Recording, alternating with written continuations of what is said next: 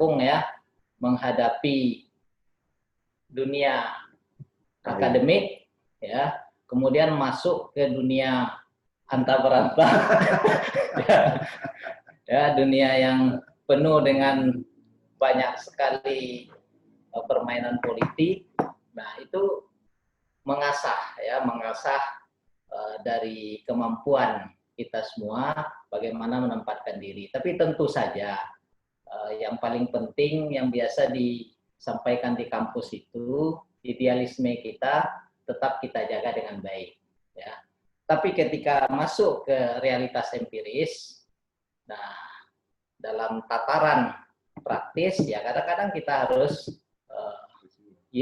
fleksibel, kemudian juga bagaimana berhadapan dengan ketika itu membuat pilihan ya kita harus melakukan pilihan dengan baik, sehingga masing-masing kita punya tempat yang bisa berbuat untuk wilayah kita ini, daerah Riau ini. Saya rasa itu kalau saya bahas nanti lebih jauh yang dibahas oleh Nugi, kemudian dari Rusidan ya siapa? Ya dari Rusdi, itu nanti di kampus saja lah kita bahas lebih jauh ya. Nah, saya yakin hari ini kita bisa dekat bersilaturahmi dengan baik dan kita akan berbicara bagaimana ke depan silaturahmi ini bisa terus kita lakukan walaupun dalam kondisi pandemi yang sekarang dan sudah menjadi satu keseharian kondisi webinar ini. Nah, insya Allah sama-sama nanti kita akan terus mencari peluang, mencari waktu. Nah, dalam waktu dekat ini di Unri juga kita akan adakan webinar tentang membahas pilkada ini. Nanti saya bawa beliau ini juga jadi pembicara ya. Pak Irwan ini salah satu provokator lah nanti ya, ya untuk pilkada di Riau, serentak di Riau ini.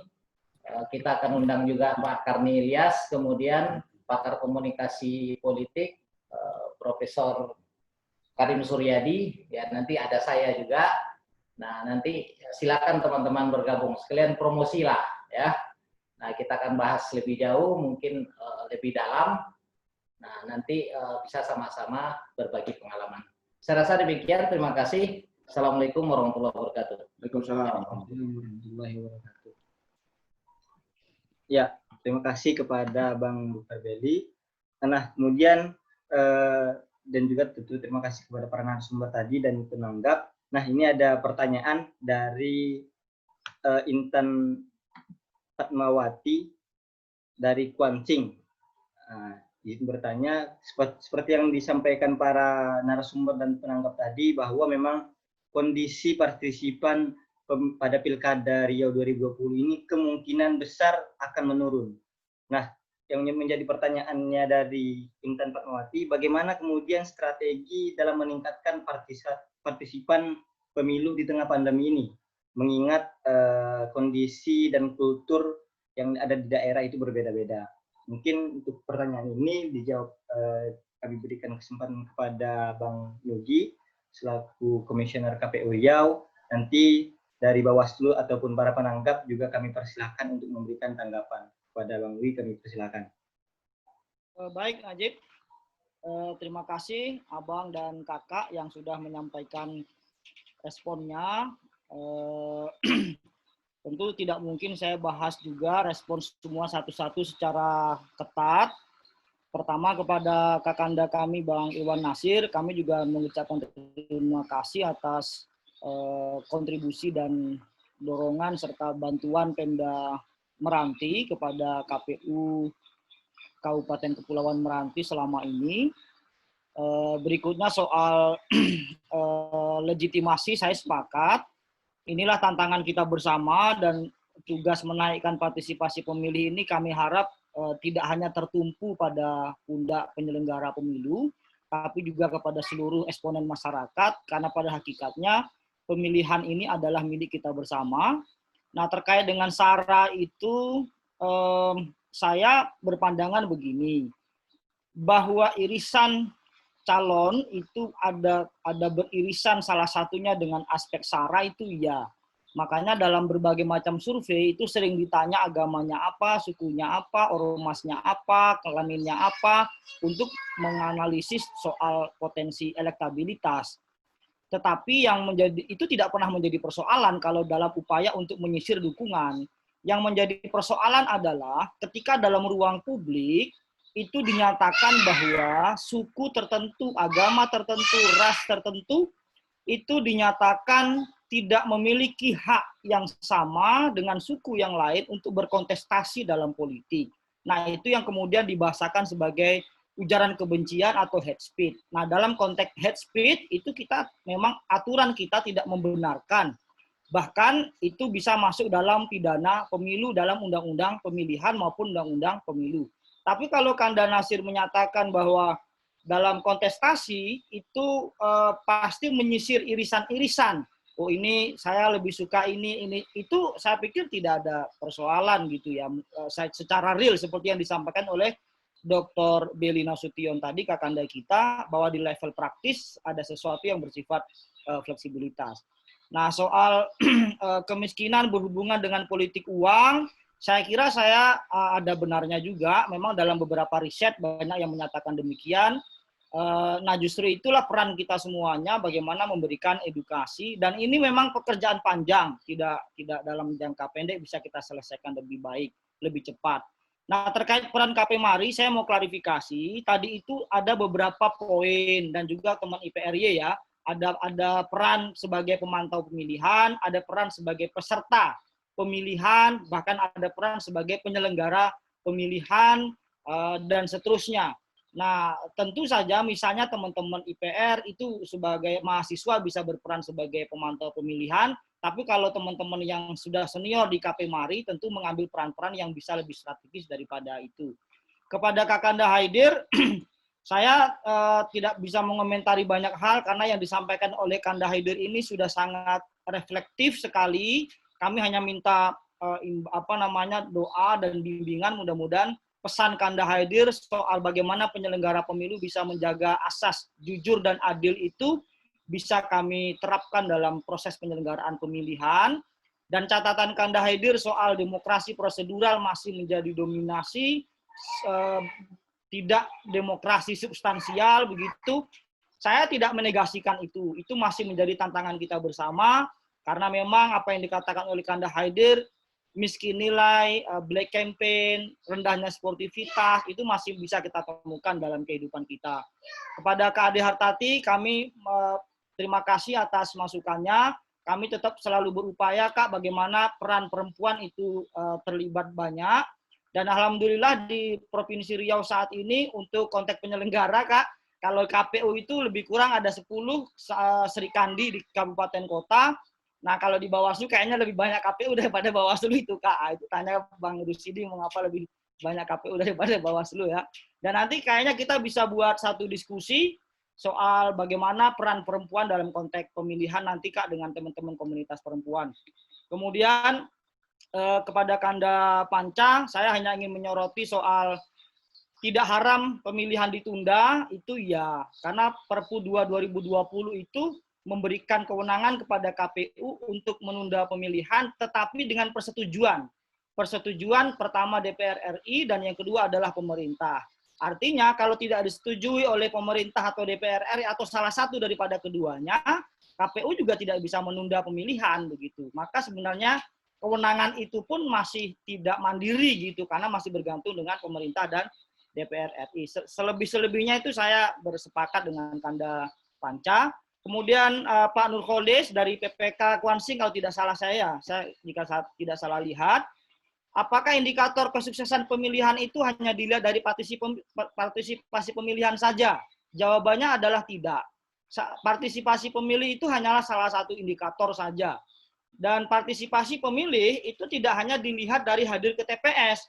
Kalau kita baca studi politik tentang political participation, itu banyak sekali, ada Verba, ada macam-macam lah, Huntington dan kawan-kawan. Teori-teorinya itu tidak hanya datang ke TPS, justru datang ke TPS itu adalah salah satu bagian dari partisipasi politik. Menjadi pengurus partai politik itu partisipasi. Menjadi aktivis NGO itu partisipasi masyarakat juga. Seperti kawan-kawan IPR dan Kakanda KP Mari saat ini berdiskusi memberi edukasi, itu juga merupakan bagian dari partisipasi pemilih. Sehingga tidak benar kalau hanya salah satu partisipasi pemilih diletakkan sebagai indikator kesuksesan pemilihan. Ada hal-hal lain juga, pemilu akses, bagaimana kaum disabilitas diberikan hak-haknya, kemudian equality, perempuan disetarakan dengan laki-laki, tidak boleh ada diskriminasi, kemudian kualitas penyelenggaraan pemilihan, dan seterusnya itu juga menjadi indikator. Kemudian Adinda Intan, strategi partisipasi ini banyak, dan kami selalu berikhtiar. Model-model yang seperti ini salah satu cara juga di tengah situasi pandemi. Tentu tidak menafikan nanti aspek-aspek kita masih ada sosialisasi lewat alat peraga, kemudian media sosial, kemudian kita bisa juga tatap muka meskipun terbatas, karena sekarang ada protokol kesehatan, dan tentu kami mengimbau kepada Dinda Intan dan kawan-kawan untuk sama-sama berpartisipasi menyukseskan pemilihan. Kemudian terakhir kepada Bang Akbar ya, tadi saya baca di chatting, apakah yang menentukan kemenangan itu adalah penyelenggara pemilihan atau pemilu? Saya kira itu tidak benar. Jadi suara rakyat yang dititipkan lewat surat suara ke kotak suara itu dihitung, direkap oleh penyelenggara pemilu, KPU, diawasi oleh Bawaslu, diawasi media, diawasi pemantau pemilu, dan kita sifatnya hanyalah sebagai penyelenggara yang merekap dan menghitung serta menetapkan. Menetapkan dalam pengertian mengesahkan hasil hitungan, bukan karena kita kemudian menentukan ini yang harus menang, itu yang harus menang. Saya kira itu informasi yang tidak benar, dan dalam konteks itu kita bisa berdiskusi panjang lah. Kakanda dan Yunda, saya kira dari semua komentar yang disampaikan tadi, termasuk Kakanda Dr. Yamin, kami bersepakat ada agenda-agenda yang lebih strategis bisa kita lakukan, termasuk soal-soal kompetensi dan lain-lain. Nah, termasuk buat adinda-adinda IPR yang mau belajar soal penyelenggara pemilu, kami siap untuk memberikan waktu, pikiran, pengalaman buat adik-adik IPR untuk kita sama-sama membuat forum-forum yang bisa kita buat seperti semacam ini. Saya kira itu, dan imbauan terakhir kami memohon kepada abang, kakak, adinda semuanya, mari kita sukseskan pemilihan dan mohon disampaikan kepada sanak famili, khususnya di 9 daerah, 9 Desember 2020 kita akan melaksanakan pemilihan. Saya kira itu, saya kembalikan kepada Adinda Najib, lebih dan kurang mohon dimaafkan. Nasrullah wa fathul qarib. Wassalamualaikum warahmatullahi wabarakatuh. Waalaikumsalam.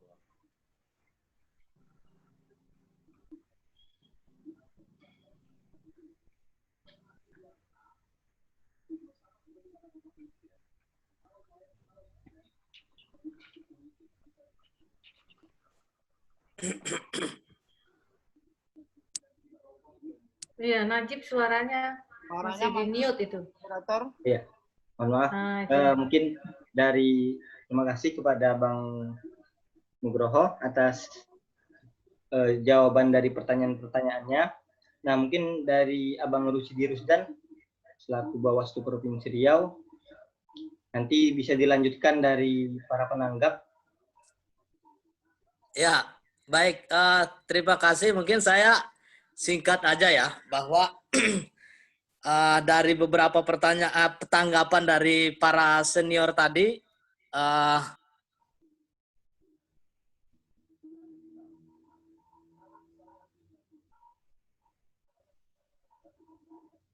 suara Bang Rusidi.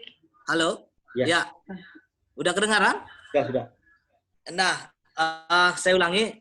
Dari beberapa tanggapan tadi dari para senior, Bang Kaidir, Bang Irwan Nasir, Kak Ade, ya, juga dari Bang Panca, ya. Saya ternyata kesalutan saya kepada kalian senior-senior saya sampai sekarang tidak berubah. Ya, artinya dan ada satu hal. Kalau pertanyaan tadi saya pikir saya hanya menjalankan tugas Bawaslu juga malam ini, yaitu memastikan semua jawaban Nugi itu sudah benar gitu. Karena dari pengawas itu ya seperti itu, memastikan gitu ya Nugi ya, kali udah dijawab. Nah, saya ingin menyampaikan saja bahwa pasal di Aspura itu masih berlaku. Pasal 1 senior tidak pernah salah. Pasal 2 kalau senior salah kembali ke pasal 1. Itu udah jawabannya udah benar semua itu. Mungkin hanya sedikit agak serius ini mungkin mengenai peningkatan partisipasi pemilih. Menambahkan jawaban Nugi bahwa sebetulnya peran jangan hanya ditumpukan kepada penyelenggara pemilu ya, kepada KPU dan Bawaslu.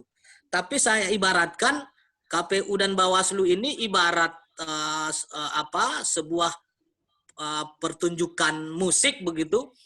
Ya KPU Bawaslu ini hanya menyiapkan panggung, iya kan, menyiapkan panggung peralatan. Nah, apakah musik ini menarik? Ya kan? Jangan disalahkan kepada penyedia panggung dong. Ya kan? Yang menariknya itu harus kepada pemain musiknya, kepada Bang Irwan, kepada Kak Ade gitu kan. Jangan disalahkan kepada Nugi dan saya gitu. Terbalik, kami ini hanya menyediakan panggung. Kalau masyarakatnya tidak tertarik untuk menonton, untuk datang, ya pertanyakan kepada pemainnya kan begitu. Jadi ya kemudian begini ya. Saya pikir di tengah pandemi ini salah satu strategi untuk meningkatkan pemilih ya kita jangan kemudian ikut menakut-nakuti masyarakat ini pandemi segala macam. Nanti masyarakatnya tambah nggak mau datang ke TPS. Ya artinya apa? Artinya kita harus menciptakan optimisme. Makanya saya bilang dari tadi apa sih perbedaan pilkada di tengah pandemi dengan tidak ada pandemi? Ya perbedaannya cuma cuci tangan, pakai masker, jaga jarak, cuma itu aja. Ya nggak ada yang harus kemudian dikhawatirkan segala macam. Persoalan hidup mati saya pikir saya juga kita harus bertauhid dalam hidup ini. Kalaupun nggak ada pandemi, ya orang juga banyak yang kolab di luar sana yang ini itu harus kita bawa. Mungkin saya mohon maaf kalau jawaban saya sedikit bercanda, tetapi saya pikir dari tadi Nugi serius gitu ya. Semuanya saya pikir sangat interaktif. Kita malam ini saya bersyukur dengan senior-senior dan juga kawan-kawan sekalian. Mungkin seperti itu ya. Najib, terima kasih. Salam hormat saya kepada abang-abang senior. Assalamualaikum warahmatullahi wabarakatuh. Waalaikumsalam warahmatullahi wabarakatuh. Waalaikumsalam. Ya, mungkin kita berikan kesempatan kepada para penanggap untuk memberikan tanggapan terkait pertanyaan-pertanyaan tadi, juga atas jawaban-jawaban daripada penyelenggara KPU dan juga Bawaslu. Pada mungkin Abang Dahidir, silakan.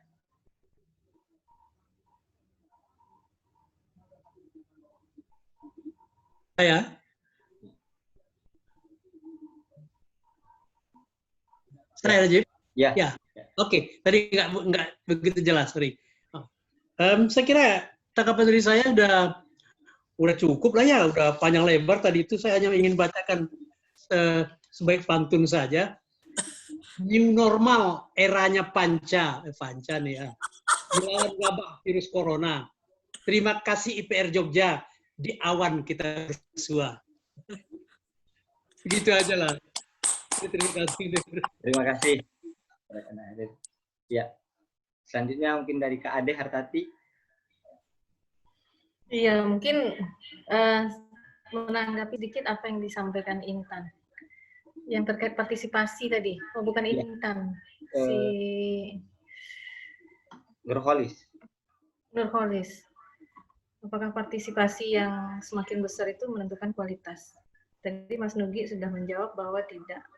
Memang betul tidak, tapi semakin banyak partisipasi, maka akan semakin banyak masyarakat yang terlibat untuk memiliki rasa tanggung jawab terkait dengan pilihannya yang pertama, dan terkait dengan masa depan negara ini. Nah, ini yang kita harapkan. Ketika masyarakat tidak banyak terlibat, maka semakin banyak yang tidak bertanggung jawab, dan dia tidak mau tahu terkait bagaimana masa depan ini akan dibentuk.